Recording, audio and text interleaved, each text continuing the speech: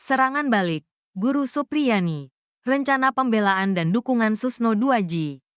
Kubu Guru Supriyani telah merencanakan serangan balik setelah Jaksa Penuntut Umum (JPU) menuntutnya bebas dalam sidang di Pengadilan Negeri Andulo, Konawe Selatan, Sulawesi Tenggara, Senin, tanggal 11 November tahun 2024.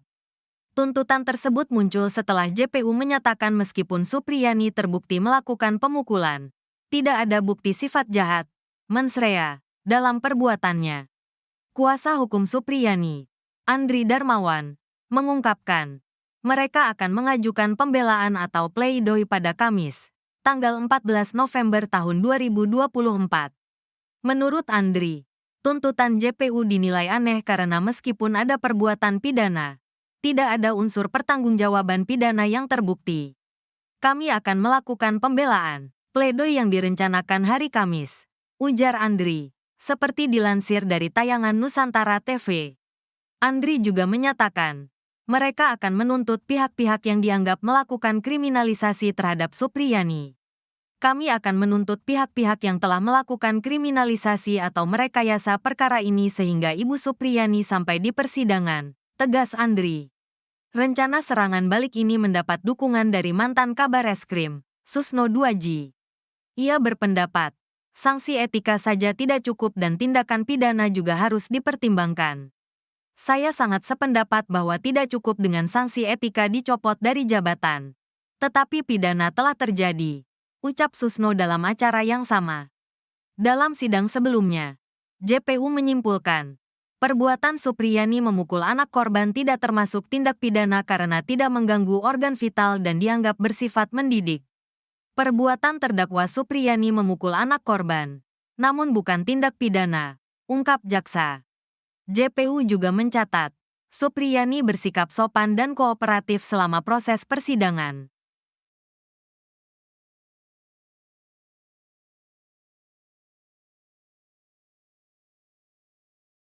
Meski Supriyani dituntut bebas, kuasa hukum bakal ajukan pleidoy.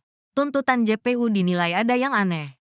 Guru Supriyani dituntut bebas dalam kasus dugaan penganiayaan terhadap muridnya berinisial D. Tuntutan bebas itu disampaikan Jaksa Penuntut Umum (JPU) di Pengadilan Negeri PN Andulo, Kabupaten Konawe Selatan, Konsel, Sulawesi Tenggara, Senin, tanggal 11 November tahun 2024.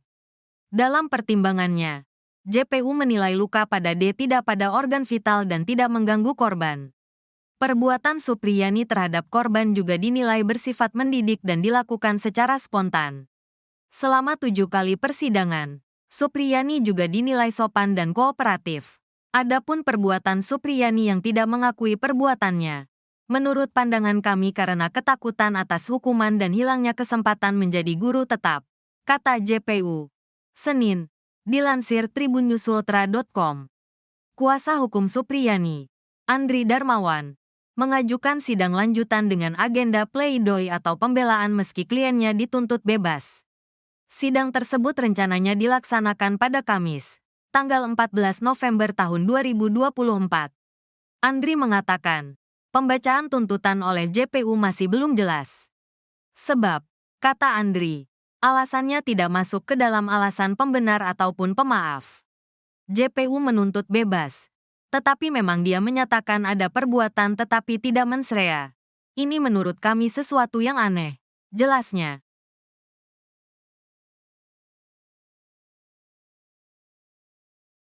Dua polisi pejabat Polsek Baito dicopot terkait kasus Guru Supriyani. Dua personel kepolisian di Polsek Baito, Ibda Muhammad Idris dan Aibda Amiruddin, dicopot dari jabatannya setelah terlibat dalam kasus permintaan uang terkait penanganan guru honorer, Supriyani. Pencopotan ini berdasarkan surat perintah dari Polres Konawe Selatan, Polda Sulawesi Tenggara.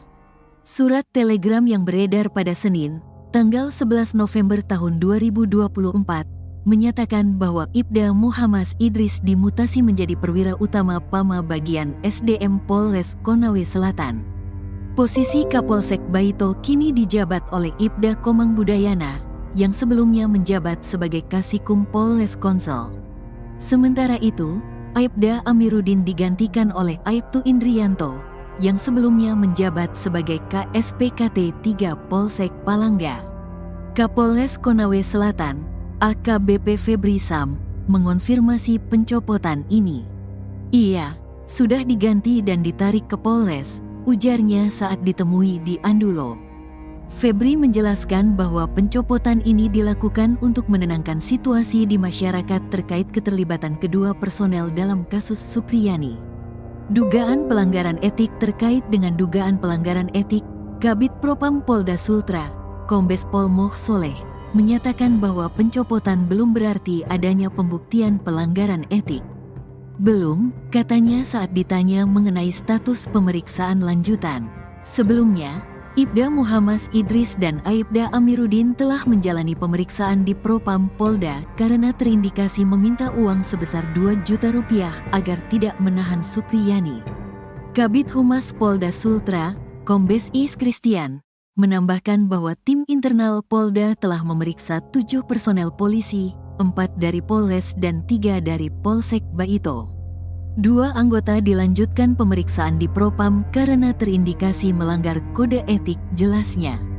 Is menegaskan bahwa tindakan ini merupakan komitmen Kapolda dalam mengungkap kasus yang menjerat guru honorer Supriyani. Saat ini, kedua anggota tersebut akan dimintai keterangan lebih lanjut oleh penyidik Propam.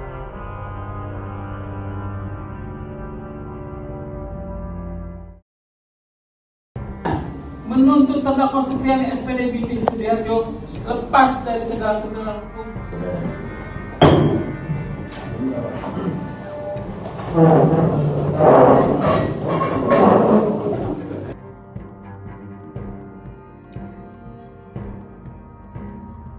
Guru Supriyani dituntut bebas dari tuduhan aniaya siswanya anak polisi.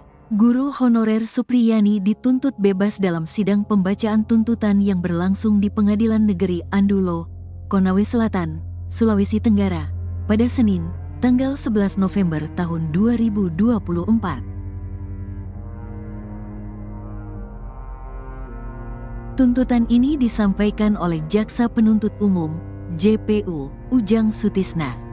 Dalam sidang tersebut, JPU Ujang Sutisna menyatakan bahwa Supriyani, yang didakwa atas tuduhan penganiayaan terhadap seorang murid SD yang merupakan anak seorang polisi, seharusnya dibebaskan dari segala tuntutan hukum.